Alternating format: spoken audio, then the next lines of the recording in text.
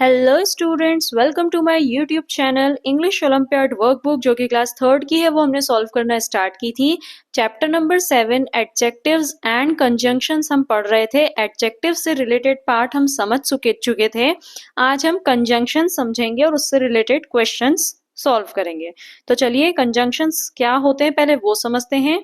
Conjunctions are the words which help us to join words or sentences। तो दो sentences हैं, उन्हें join करने के लिए या words को join करने के लिए हम conjunctions का use करते हैं। और इन्हें जब आप छोटी क्लासेस में थे आपको joining words इस प्रकार से सिखाए होंगे, ठीक है। तो वो एक्चुअली वो क्या थे, वो conjunctions थे।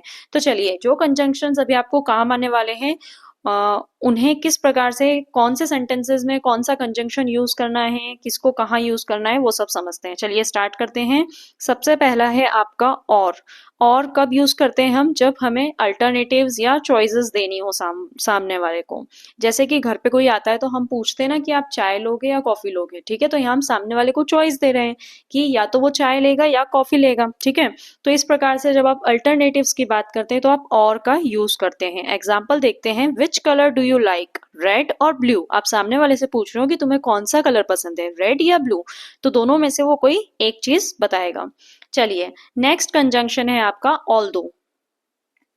ऑल्दो कब यूज करते हैं, कॉन्ट्रास्ट और सरप्राइज के लिए। जैसे कि she failed in the maths exam although she studied very hard. देखिए क्या लिखा है यहाँ पे कि उसने बहुत मेहनत की थी। अगर मैं बोलूँ कि वो पढ़ाई में बहुत मेहनत करती है, ठीक है, तो आपको क्या लगेगा कि वो तो फिर फर्स्ट आती होगी। लेकिन यहाँ क्या लिखा है कि हालांकि उसने, ऑल्दो मतलब हिंदी में होता है हालांकि, इस प्रकार से हालांकि। ओके सो हालांकि उसने बहुत कड़ी मेहनत करी थी लेकिन फिर भी क्या हुआ कि वो मैथ्स एग्जाम में फेल हो गई। तो इस प्रकार से सरप्राइज लगा, एकदम से आपको शॉक लगा होगा कि इतनी मेहनत करी तो फिर फेल कैसे हो गई, ठीक है। तो इस प्रकार के आइडियाज को ज्वाइन करने के लिए हम ऑल्दो का यूज करते हैं। नेक्स्ट है आपका थर्ड सो और बिकॉज को ध्यान से समझना। ओके वैसे तो आपको जो ऑप्शंस दिए हैं या तो सो गिवन है या फिर बिकॉज गिवन है। ऐसा क्वेश्चन नहीं है जिसमें सो भी हो और बिकॉज भी हो, लेकिन ये दोनों जनरली बच्चों को कंफ्यूज करते हैं। तो इन्हें आपको ध्यान से साथ में समझना है। चलिए सो में क्या लिखा है देखिए। It was raining so I brought an umbrella. पहले वो बता रही है कॉज, मतलब एक प्रकार से कोई बच्चा है वो क्लास में अम्ब्रेला लेकर आया, ठीक है, खूब धूप निकल रही, वो अम्ब्रेला लेकर आ गया। तो उसने फिर कारण क्या दिया कि अरे हमारे वहां पे तो बारिश हो रही थी इसलिए मैं अम्ब्रेला लेकर आया हूँ, ठीक है। तो यहाँ पे क्या हो रहा है कि कोई एक्शन आपने की और उसका कारण आप बता रहे हो, और बिकॉज में भी यही है, कोई एक्शन हुई है और उसका कारण आप बता रहे हो। लेकिन अब दोनों को यूज कैसे करना है वो समझिए। देखिए यहाँ पे पहले कॉज बताया है, यहाँ पे कॉज बताया है कि वो अम्ब्रेला क्यों लेकर आया, क्योंकि बारिश हो रही थी, ठीक है। तो उसने फिर सो लगा के आगे बताया है आई ब्रॉट एन अम्ब्रेला, बारिश हो रही थी इसलिए मैं अम्ब्रेला लेकर आई। आगे नेक्स्ट देखिए। आई वॉज हंग्री, मैं भूखी थी, सो आई मेड अ सैंडविच, तो फिर मैंने सैंडविच बनाया। ओके और थर्ड सेंटेंस है आपका शी इज इल, वो बीमार है, so she will not go to the party, तो वो पार्टी में नहीं जाएगी, ठीक है। तो यहाँ पे देखिए वो पार्टी में क्यों नहीं जाएगी, क्योंकि वो बीमार है, कारण पहले बताया है। उसने सैंडविच क्यों बनाया, क्योंकि वो भूखा था, ठीक है। तो इस प्रकार से यहाँ पे सो में क्या है, कॉज पहले गिवन है और रिजल्ट बाद में गिवन है। नहीं भी समझ में आ रहा है तो आप ये समझिए बस कि जब आप इस प्रकार से कारण बताते हैं आप सो और बिकॉज का यूज करते हैं। आप बिकॉज का एग्जाम्पल देखिए। आई स्टेड होम, एक्शन बता रहा है आपने क्या किया, मैं घर पे ही रुका। अब इसका कारण क्या है वो बाद में लिखा है, बिकॉज इट वॉज रेनिंग, क्योंकि बारिश हो रही थी, ठीक है। आगे देखिए next example. I at my dinner, मैंने अपना खाना खा लिया, मैंने अपना डिनर कर लिया। बिकॉज आई वॉज हंग्री, क्योंकि मैं भूखा था, मुझे भूख लग गई थी। ही डिडेंट अटेंड स्कूल, उसने स्कूल अटेंड नहीं किया था। बिकॉज ही वॉज इल, क्योंकि वो बीमार था, ठीक है। तो यहाँ पे आप देखिए आपकी एक्शन पहले बताई गई है और उस एक्शन के पीछे का कारण क्या है वो आपको सेकंड नंबर पे बताया है। ओके चलिए अब हम आ जाते हैं नेक्स्ट नीदर नॉर पे। नीदर कब यूज करते हैं, neither Monica nor Rachna is going to picnic. Hindi में समझिए, ना तो मोनिका ना रचना, दोनों ही जो है वो पिकनिक पे नहीं जा रही है। ये होता है आपका नीदर नॉर, मतलब ये भी नहीं जा रही है ये भी नहीं जा रही है। ओके सिक्स्थ है आपका आइदर और। आइदर और समझिए, you can either go to the park or stay home. अब यहाँ पे क्या बोल रहा है वो, या तो तुम पार्क पे चले जाओ या फिर तुम घर पे रहो, मतलब या तो ये कर लो या ये कर लो, दोनों में से एक करोगे, ठीक है। लेकिन नीदर नॉर में क्या था, नाइदर नॉर में कि ना तो वो जाएगी ना वो जाएगी, लेकिन आइदर और में क्या है, या तो तुम पार्क जा सकते हो या फिर तुम घर पे रुको, दो चॉइसेस आपको दी है। नेक्स्ट है आपका 7th, but I want to go to the party but I am too tired. यहाँ पे भी अपोजिट चीज बताते हैं। देखिए, उसने बोला I want to go to the party, मैं पार्टी में जाने का इच्छुक हूँ, मैं जाना चाहता हूँ पार्टी में, तो हमें क्या लगेगा कि मतलब ये तो पक्का आएगा ही आएगा, लेकिन आगे क्या लिखा है, but I am too tired, लेकिन मैं बहुत थका हुआ हूँ, ठीक है। तो इस प्रकार से अपोजिट आइडियाज को दिखाने के लिए हम बट का यूज करते हैं। एक और एग्जाम्पल देखते हैं, everyone agreed to go for a picnic, everyone agreed to go for a picnic but my father. अब मैंने अभी आपको बट का मतलब बताया था, इसीलिए देखिए माई फादर के आगे कुछ भी नहीं लिखा है, ठीक है। तो बट जो है वो बता रहा है कि पापा नहीं जा रहे हैं, ठीक है। सारे लोग पिकनिक पे जाने के लिए तैयार हो गए हैं, लेकिन पापा, मतलब पापा ने मना कर दिया, पापा नहीं जा रहे हैं। चलिए 8th क्या है आपका, and I called Karan and we talked for an hour. मैंने, अब यहाँ पे जब सेम आइडियाज रहते हैं उसे ज्वाइन करने के लिए हम एंड का यूज करते हैं।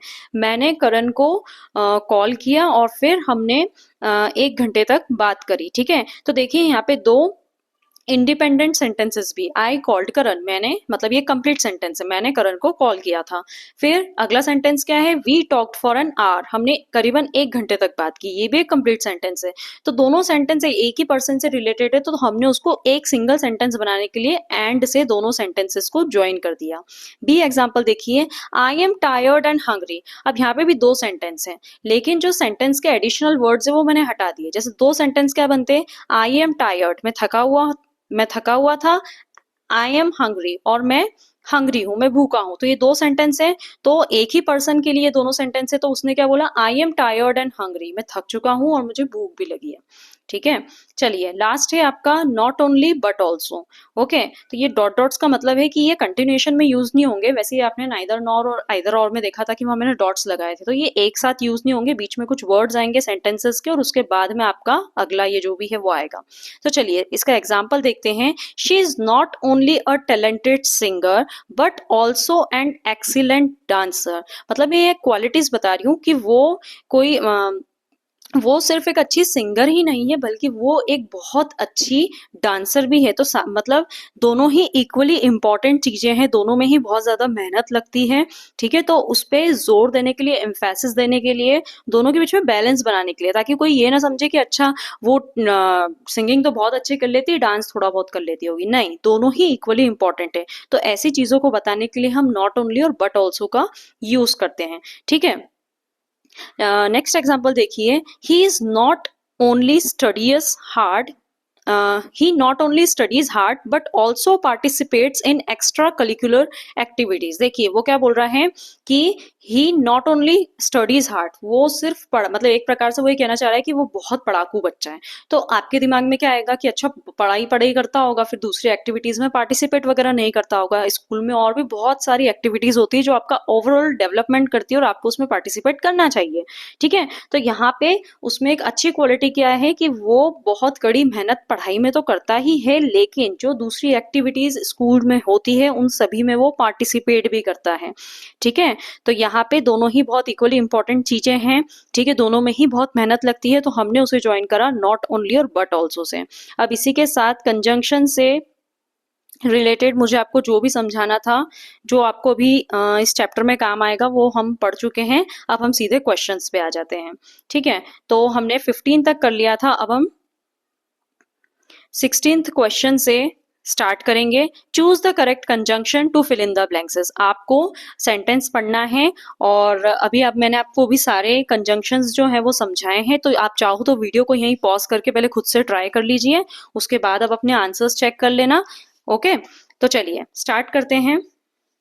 Question number 16, sit quietly dash leave the room. क्या बोल रहा है वो, चुपचाप बैठो, रूम से चले जाओ। ये दो आपको दिए हैं और बीच में ब्लैंक स्पेस है, तो क्या आएगा यहाँ पे, चॉइस दे रहे हैं हम सामने वाले को कि या तो चुपचाप बैठ जाओ या कमरे से चले जाओ। तो जब चॉइस देते हैं, अल्टरनेटिव देते हैं, तो हम किसका यूज करते हैं, और का। ऑप्शन नंबर सी जो है वो आपका करेक्ट आंसर है, सिट क्वाइटली और लीव द रूम। ठीक है, चलिए 17th पे आ जाते हैं।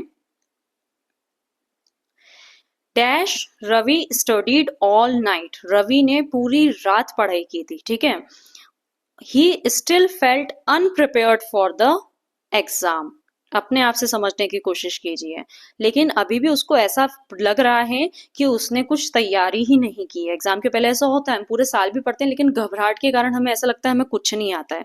ठीक है, और जब हम पेपर देखते हैं तो फिर सब धीरे धीरे आ जाता है। तो यहाँ पे क्या आएगा, आपका राइट आंसर है ए, ऑल्दो। हालांकि, ऑल्दो का मतलब क्या होता है, हालांकि। आप पूरा मीनिंग सुनिए। हालांकि रवि ने पूरी रात अच्छे से पढ़ाई की थी, लेकिन स्टिल अभी भी उसे ऐसा लग रहा है कि उसकी कुछ भी तैयारी नहीं हुई है। ठीक है, वो एग्जाम के लिए तैयार नहीं है। तो 17 का आपका राइट आंसर है ए।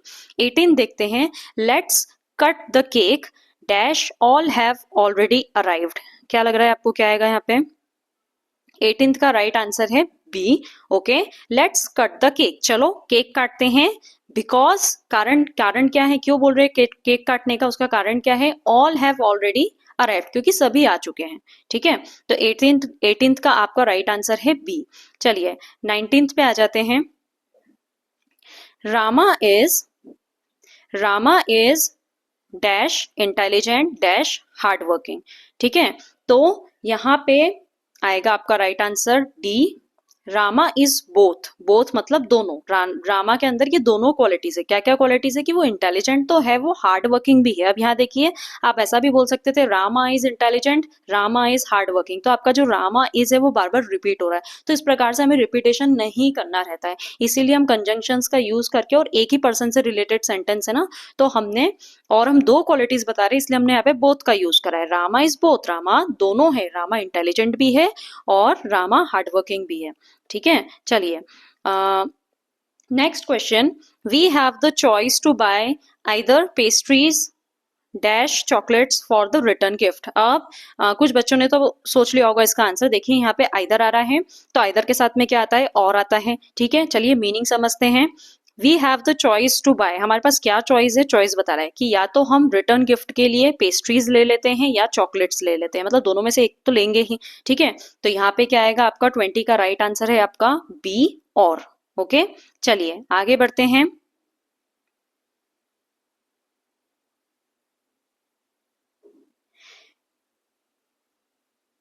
Question number 21।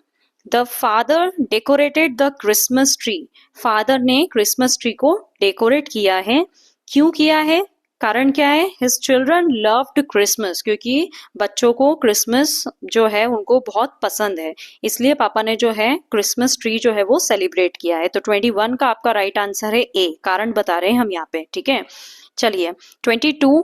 There are no cabs available today, आज कैब्स अवेलेबल ही नहीं है। ठीक है, जो टैक्सीज वगैरह रहती है तो वो आज अवेलेबल ही नहीं है। अब इस कारण से हम क्या करेंगे, so we will have to walk to school, इसलिए हमें स्कूल चल के जाना पड़ेगा। ठीक है, तो यहाँ पे आपका राइट आंसर क्या है, सी, सो। ओके, चलिए 23। Corey wanted to go to the concert, Corey जो है अपनी, उसे कॉन्सर्ट में जाना है।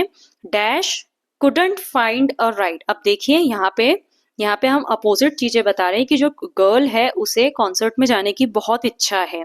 ठीक है, लेकिन वो नहीं जा पाई। क्यों नहीं जा पाई, क्योंकि उसको he couldn't find a ride, उसको कोई मतलब ले जाने वाला ही नहीं मिला। ठीक है, तो यहाँ पे जो राइट आंसर है आपका डी है, बट। ठीक है, हम कारण बता रहे हैं, कारण नहीं बता रहे, हम अपोजिट चीजें बता रहे हैं कि वो जाना चाहती थी लेकिन वो जा नहीं पाई। क्यों नहीं जा पाई, क्योंकि उसे राइड ही नहीं मिले। चलिए अगला क्या है आपको, 24। Karan held the blind man's hand dash helped him cross the road, तो करण ने जो ब्लाइंड मैन था उसका हाथ पकड़ा और उसे रोड क्रॉस करने में हेल्प की। तो यहाँ पे सिमिलर आइडियाज हैं, तो यहाँ पे राइट आंसर है आपका A, and. Next is your 25।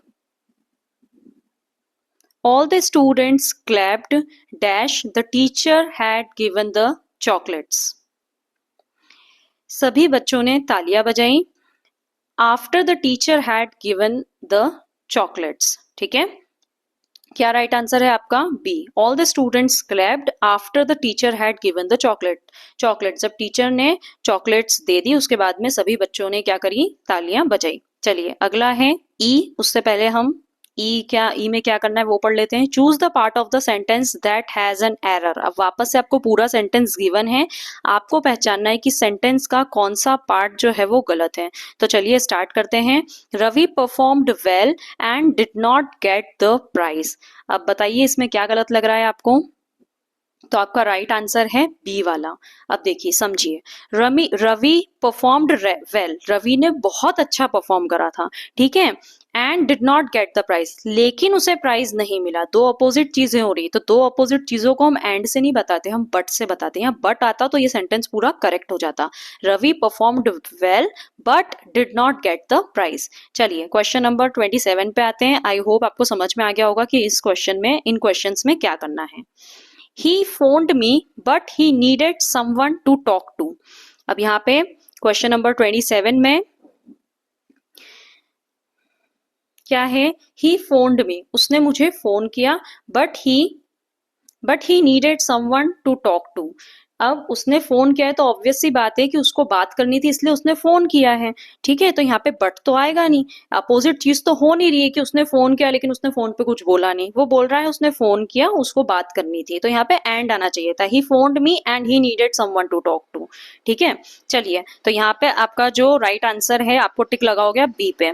Next चलते हैं हम क्वेश्चन नंबर 28 पे। The novel in Hindi was long so very interesting.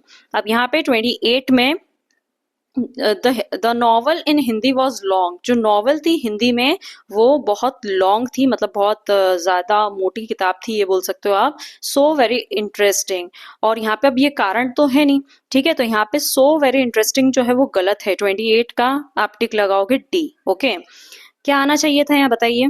The novel in Hindi was long, novel in Hindi जो थी, मतलब जो नॉवल थी वो हिंदी में थी और बहुत लंबी कहानी थी, नॉवल थी, बट वेरी इंटरेस्टिंग, लेकिन भली वो लॉन्ग थी लेकिन वो बहुत ज्यादा क्या थी? इंटरेस्टिंग थी। उसको पढ़ने में, उस नॉवल को पढ़ने में बड़ा मजा आया। चलिए क्वेश्चन नंबर 29 पे चलते हैं। There were floods but the farmers crop failed. अब देखिए बाढ़ आ गई और अगला सेंटेंस दिया है, इस कंजंक्शन को अभी छोड़ दीजिए, आगे का पढ़िए। पहले सेंटेंस में बोला है बाढ़ आ गई थी, फार्मर्स क्रॉप फेल्ड, फार्मर्स ने जो खेती, मतलब जो फसल लगाई थी वो बर्बाद हो गई थी एक प्रकार से। ये दो सिमिलर चीजें बता रहा है, ठीक है। तो यहाँ पे आपको क्या लगता है क्या मिस्टेक होगी?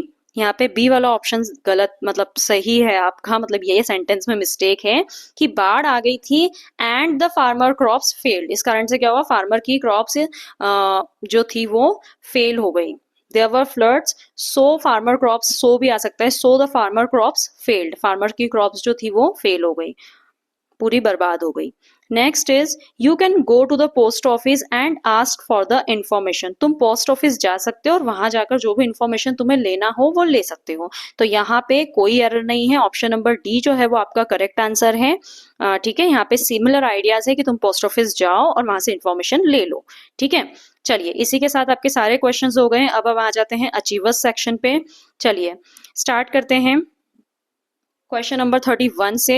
शी लुक्ड काम, वो देखने में एकदम काम लग रही थी, ठीक है। काम मतलब बिल्कुल किसी चीज की टेंशन नहीं, एकदम शांत है, ठीक है।